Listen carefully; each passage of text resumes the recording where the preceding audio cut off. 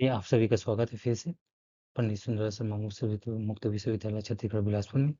आज हम continuous function का आगे देखेंगे। लेक्चर नंबर 2 है ये हमारी व्याख्यान माला का।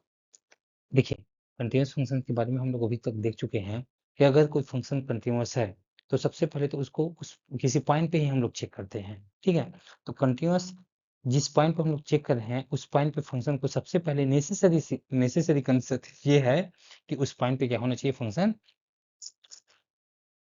लिमिट एग्जिस्ट करना चाहिए उस पॉइंट पे। अगर किसी पॉइंट पे फंक्शन का लिमिट एग्जिस्ट नहीं कर रहा है तो आगे हम लोग उस पॉइंट पे फंक्शन का कंटिन्यूटी के बाद नहीं कर पाएंगे। ठीक है, तो हम लोगों ने कंडीशन भी देखा था कि अगर मान लीजिए कोई पॉइंट पे हम लोग को चेक करना है कंटिन्यूटी है, लिमिट एग्जिस्ट कर रहा है कि नहीं कर रहा है, ये देखे थे left hand limit right hand limit बराबर आना चाहिए। फिर कंटिन्यूटी के लिए देखे थे कि उस पॉइंट पे फंक्शन वैल्यू डिफाइन होना चाहिए पहला। दूसरा ये देखे थे कि left hand limit right hand limit उस पॉइंट पे एग्जिस्ट करना चाहिए और दोनों बराबर होना चाहिए। और तीसरा कि जो लिमिट एग्जिस्ट करके बराबर आ रहा है, मतलब लिमिटिंग पॉइंट भी किसके बराबर आना चाहिए, फंक्शन के वैल्यू के बराबर आना चाहिए, एक डेस्क पॉइंट। ठीक है, ये देखे थे। अब हम लोग देखेंगे अलजेब्रा ऑफ कंटीन्यूअस फंक्शन। मान लीजिए एफ एक फंक्शन है और जी एक फंक्शन है, दोनों कंटीन्यूअस फंक्शन है किसी रियल नंबर एक ही पॉइंट पे भी, दोनों एफ भी सी पे कंटीन्यूअस है, जी भी सी भी होगा, तो इसका कंटीन्यूअस का तो इसका सम भी क्या हो जाएगा, कंटीन्यूअस हो जाएगा।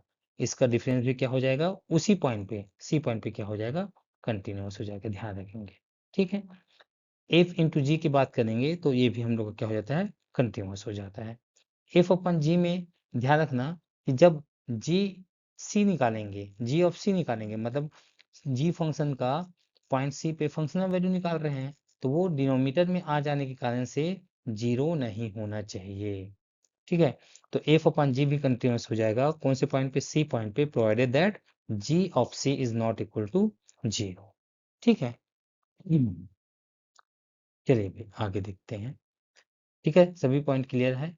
तो एल्जेब्रा ऑफ सम जो है हम लोग का, एल्जेब्रा ऑफ कंटीन्यूअस फंक्शन है, एल्जेब्रा ऑफ लिमिट जैसे ही है ऐसे एज इट इज हम लोग आगे डिफरेंशियबिलिटी में भी बात करेंगे। ठीक है, देखिए अब यहाँ पे एक क्वेश्चन है हम लोग का, एसएलएम में से है। ठीक है, कि अगर कोई फंक्शन है 1 x = 0 पे और 1 upon modulus of x upon x not equal to 0 पे, तो हमको ये प्रूफ करना है कि x = 0 पे सतत नहीं है। तो सबसे पहले तो हम लोग x = 0 पे क्या चेक करेंगे, इसका लिमिट चेक करेंगे।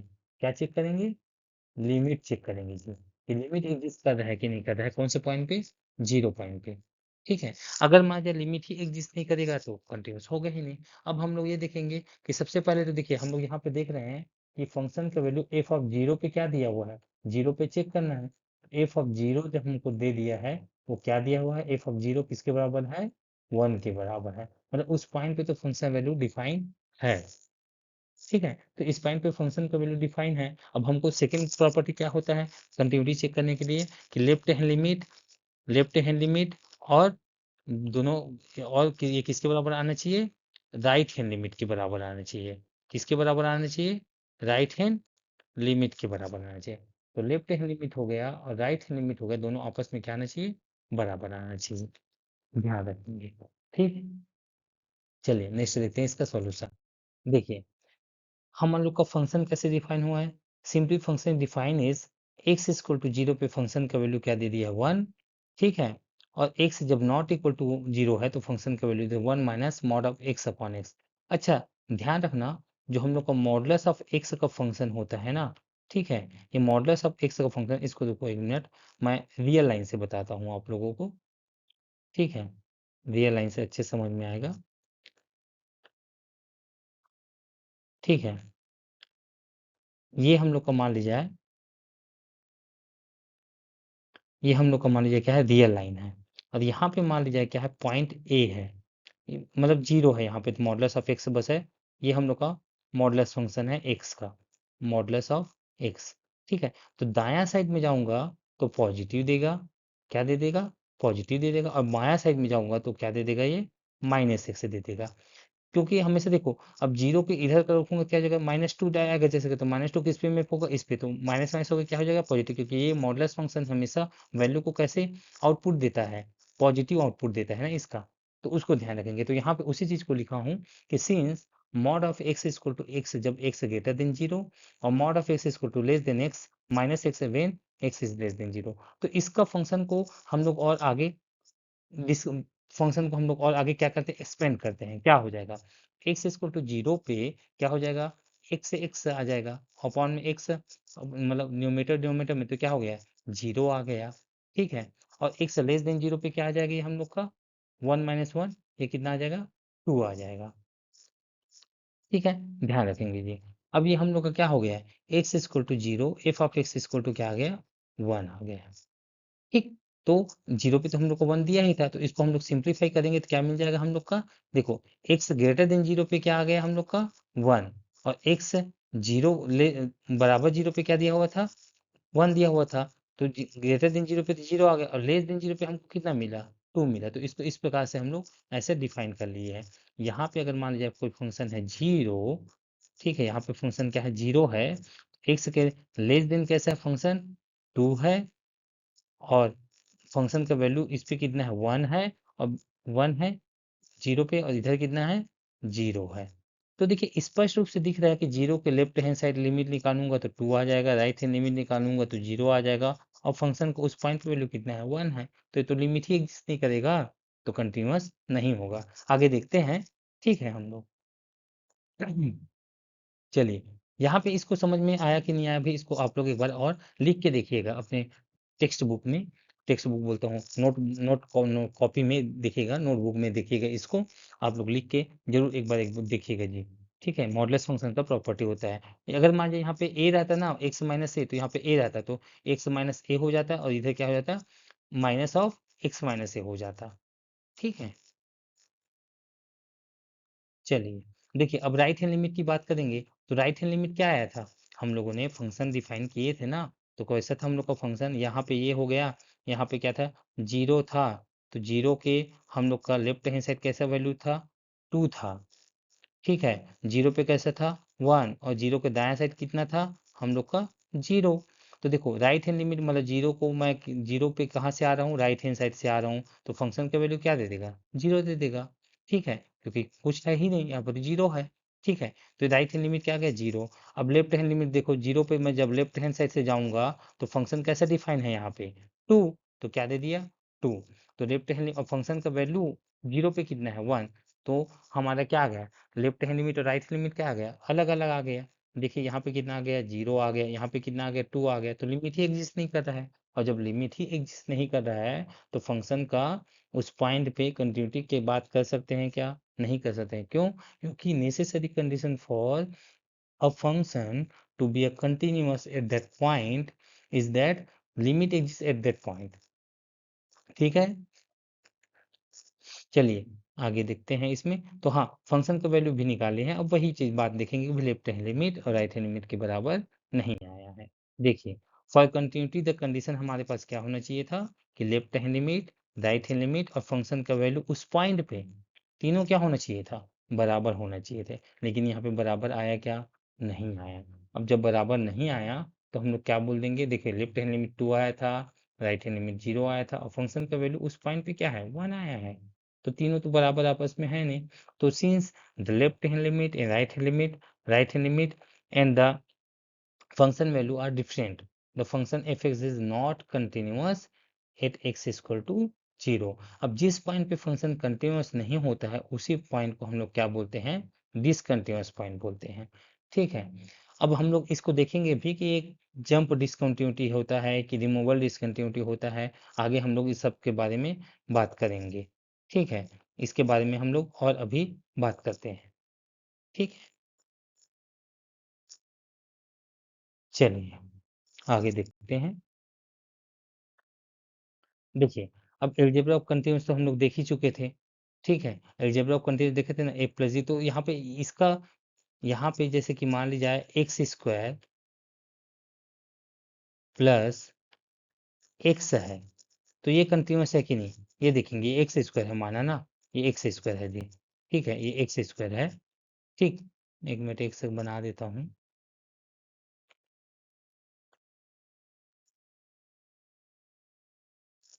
ये क्या है, ये हम लोग का एक्स स्क्वायर है। देखिए ये कंटिन्यूस होता है सेपरेटली आर में, देख चुके हैं, ये भी कंटिन्यूस होता है सेपरेटली आर में, तो इसका सम भी क्या हो जाएगा, पूरे आर में कंटिन्यूस हो जाएगा। तो इस प्रकार से हमको इसका एप्लीकेशन को क्वेश्चन में इसका एप्लीकेशन को यूज करना है। ये हमारा टूल्स है, ठीक है। जैसे कि मान साइन एक्स दे दिया, प्लस कॉस एक्स दे दिया, ठीक है, ये कंटिन्यूस होगा कि नहीं, तो अलग अलग देखेंगे। साइन एक्स भी कंटिन्यूस होता है, कॉस एक्स भी कंटिन्यूस होता है, तो उसका सम भी क्या हो जाएगा, कंटिन्यूस हो जाएगा। जैसे यहीं पे मान लीजिए क्या दे दिया, एक्स स्क्वायर एक्स प्लस मान लीजिए क्या दे दिया, प्लस दे दिया 10 दे दिया, या 15 दे दिया, कितना दे दिया, 15 दे दिया। तो एक्स स्क्वायर भी कंटिन्यूस है, एक्स भी कंटिन्यूस है, और 15 तो कांस्टेंट फंक्शन भी हमेशा क्या होता है, कंटिन्यूस होता है। तो इसका सम अलजेब्रा ऑफ कंटिन्यूस फंक्शन से क्या हो जाएगा, पूरा इसका सम भी कंटिन्यूस हो जाएगा, मतलब फंक्शन जो है x square plus x plus 15 भी क्या हो जाएगा, कंटिन्यूस हो जाएगा। ठीक है, ध्यान रखेंगे।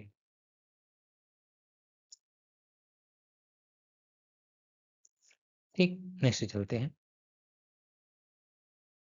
देखिए यहाँ पे अब यही वही वाली बात आ गया कि कंटीन्यूअस फंक्शन रहेगा तो क्या होगा कि भाई हम लोग किसी न किसी पॉइंट को एकदम एस क्लोज एस ला सकते थे, लेकिन यहाँ पे प्रीवियस एग्जांपल में हम लोग जब देखे थे, तो प्रीवियस एग्जांपल में ये देखे थे तो दो आ गया था left hand side, right hand side क्या आ गया था, जीरो आ गया था, और फंक्शन का वैल्यू क्या आ गया था, 1 आ गया था उस पॉइंट पे। तो जंप पॉइंट मिल गया ना हमको, एक का पॉइंट यहाँ पे मिल गया, ठीक है, 2 आ गया, एक का पॉइंट 1 आ गया, एक का पॉइंट 0 आ गया। तो यहाँ पे हम लोग एक दूसरे से इसको एज 1 टू एज क्लोज कैसे ला सकते हैं, नहीं ला सकते, क्योंकि उसका ग्राफ भी क्या बन रहा है, जैसे ग्राफ भी बनाना चाहे तो एक तरफ 2 है पूरा, एक तरफ 0 है, और एक तरफ फंक्शन का वैल्यू क्या था हम लोग का, 1 था, ठीक है। तो वहाँ पे अलग-अलग ब्रेकेबल ग्राफ बना है, ब्रेक हुआ है ग्राफ। इस कारण से वो पॉइंट पे, जिस पॉइंट पे हम लोग को निकालना था, 0 पॉइंट था, उस पॉइंट पे हम लोग का फंक्शन जो है कंटीन्यूअस नहीं था। बेसिकली लिमिट ही एग्जिस्ट नहीं कर रहा था, तो फंक्शन कंटीन्यूअस होगा ही नहीं। ध्यान रखेंगे। ठीक है, ये कंटीन्यूअस फंक्शन का एग्जांपल है कि देखिए यहाँ पे हम लोग एफ ऑफ जीरो पी को एस प्रोसेस वन लाएंगे, हम लोग ये लाएंगे, पास में लाएंगे, तो फंक्शन का वैल्यू भी एप्सिलॉन ये वाला रिड्यूस होती जाएगा। ठीक है, देखिए पी को मैं पी जीरो के नज़दीक ले आया इस वाले स्लाइड, इस वाले ग्राफ में, तो हम लोग का फंक्शन का वैल्यू भी कितने आ गया, पास आ गया। तो जो एप्सिलॉन डेल्टा डेफिनेशन होता है कंटिन्यूटी का, क्या होता है, F of x minus F of A is less than epsilon when ever x minus A is less than delta. तो यहाँ पे ए की जगह पे क्या है, पी जीरो है। ठीक है, तो हम लोग as want to as close enough close ला सकते हैं गिवन पॉइंट के अगर डेल्टा को, तो फंक्शन का वैल्यू भी एप्सिलॉन से लेस होना चाहिए, ये देखिए लेस देन एप्सिलॉन बोला है। ठीक है,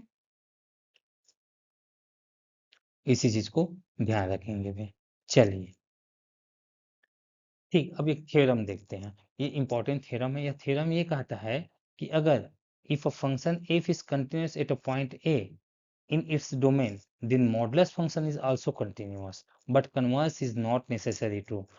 क्या कह रहा है उसको समझिए। अगर कोई फंक्शन है जो कि किस पे कंटिन्यूस है, किसी पॉइंट ए पे कंटिन्यूस है, किसी पॉइंट ए पे कंटिन्यूस है, जैसे कि मान लीजिए कोई फंक्शन है एफ, ठीक है, ये कहाँ पे कंटिन्यूस है, किसी पॉइंट ए पे कंटिन्यूस है, ये क्या है हम लोग का, कंटिन्यूस है ना, क्या है हम लोग का, कंटिन्यूस है।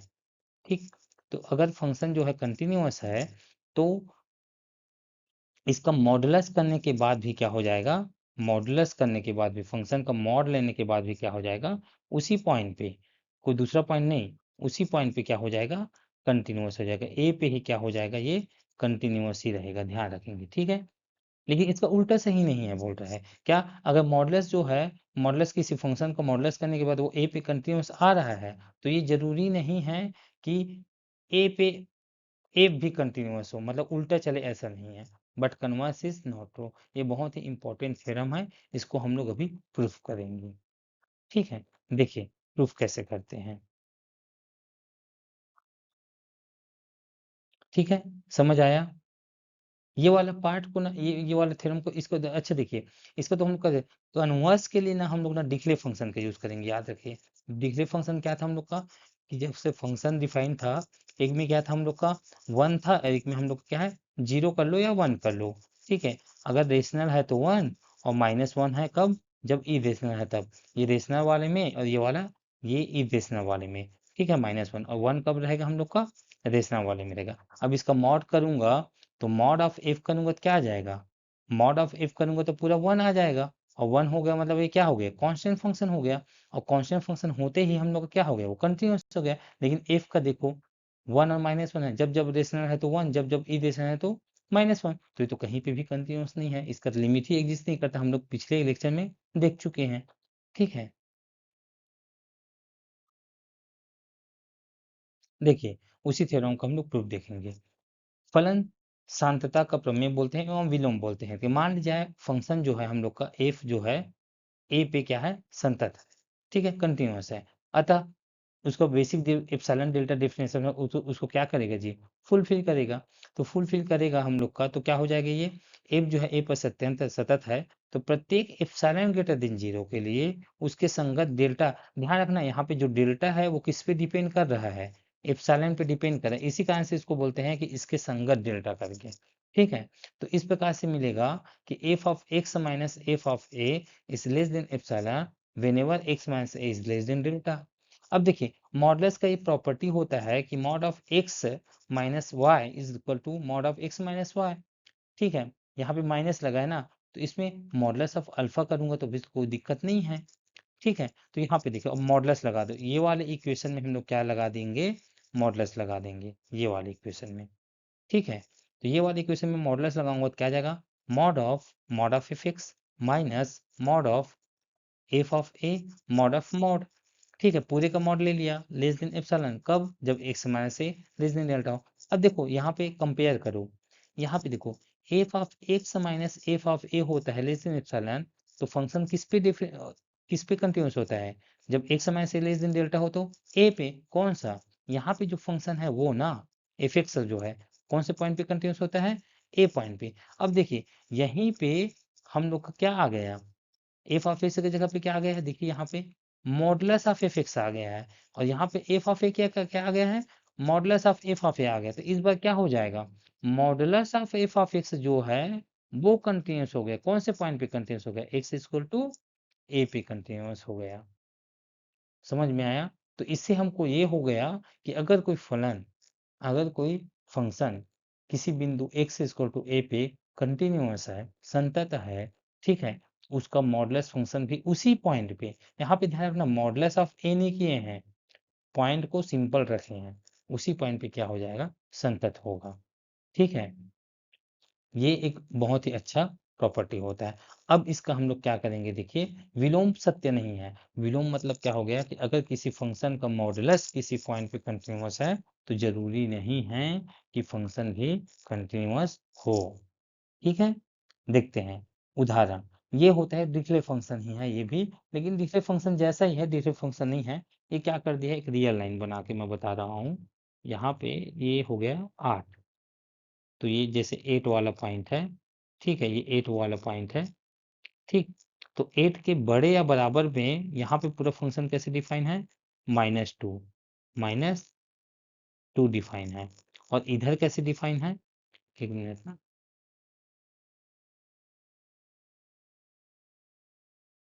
इधर कैसे डिफाइन है हम लोग का, इधर डिफाइन है हम लोग का +2, +2। तो देखो 8 के लेफ्ट हैंड साइड में लिमिट निकालूंगा तो क्या है, फंक्शन का वैल्यू पूरा टोटल +2, और राइट हैंड साइड लिमिट निकालूंगा तो फंक्शन का वैल्यू क्या है हम लोग का, -2। ठीक है, ठीक है, तो देखिए लेफ्ट हैंड लिमिट के बारे में बात करूंगा तो +2 आ जाएगा, और राइट हैंड लिमिट कितना आ जाएगा जी, -2। तो भाई यहाँ पे तो लिमिट ही एग्जिस्ट नहीं कर रहा है, और फंक्शन का वैल्यू उस पॉइंट पे देखिए बराबर कहाँ पे है, -2 वाले में बराबर है ना। तो 8 का जब फंक्शन पे एफ ऑफ 8 करूंगा तो कितना आ जाएगा, -2 आ जाएगा। तो देखिए लेफ्ट हैंड लिमिट को ऐसे लिखते हैं, इसका मान कितना आ गया 2, राइट हैंड लिमिट कितना आ गया है, -2। ठीक है, राइट हैंड लिमिट -2। ठीक, और तो लेफ्ट हैंड लिमिट और राइट हैंड लिमिट भी बराबर नहीं है।